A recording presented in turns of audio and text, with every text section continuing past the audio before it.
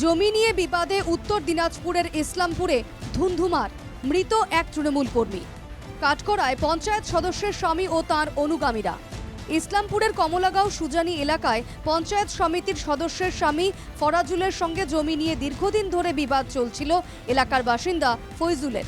বুধবার ফয়জুল জমি দখল করতে গেলে বেঁধে যায় ধুন্ধুমার। দুপক্ষের সংঘর্ষের মধ্যে পড়ে যান এলাকার বাসিন্দা মজিবুর। বাঁশের আঘাতে গুরুতর জখম হন তিনি। হাসপাতালে নিয়ে গেলে তাকে মৃত ঘোষণা করা হয়। আব্দুলের ক্ষমতা চলছিল, ক্ষমতা চলার পরে ওরা আব্দুলের সাথে ছিল, ওরা জমিটা পুরা দখল করে গরিব মানুষের জমিটা পুরা দখল করে নিয়েছিল। ফারাজ মেম্বার আর ফারাজ মেম্বারের ওর পরিবার মিলিয়ে জমিটা দখল করেছিল।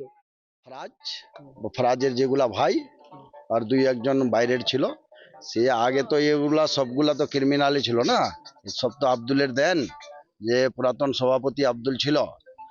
এগুলা সব ওগুলারই চালা। তৃণমূল কর্মীর মৃত্যুতে কাঠগড়ায় তৃণমূল নেতা। যদিও শাসক দলের দাবি এর সঙ্গে দলের কোনো যোগ নেই, সম্পূর্ণটাই পারিবারিক বিবাদ। দলের কোনো যুক্ত নাই। নির্বাচিত সদস্য হচ্ছে হুসনারা বেগম, ওনার স্বামী হচ্ছে ফারাজ। উনি মানুষ যদি দোষী করে দলের দায় নেবে না, দলের কোনো দায় নাই, ওনার ব্যক্তিগত ব্যাপার। উনি ব্যক্তিগত স্বার্থে ঝগড়া করছে, জমির ঝগড়া, এটা পলিটিক্যাল কোনো ঝগড়া নাই। আমরা দল এর কোনো দায় নিব না।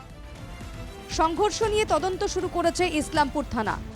মূল অভিযুক্ত ফয়জুল সহ 7 জনকে গ্রেফতার করেছে পুলিশ। উত্তর দিনাজপুর থেকে দেবব্রত সরকারের রিপোর্ট, NKTV বাংলা।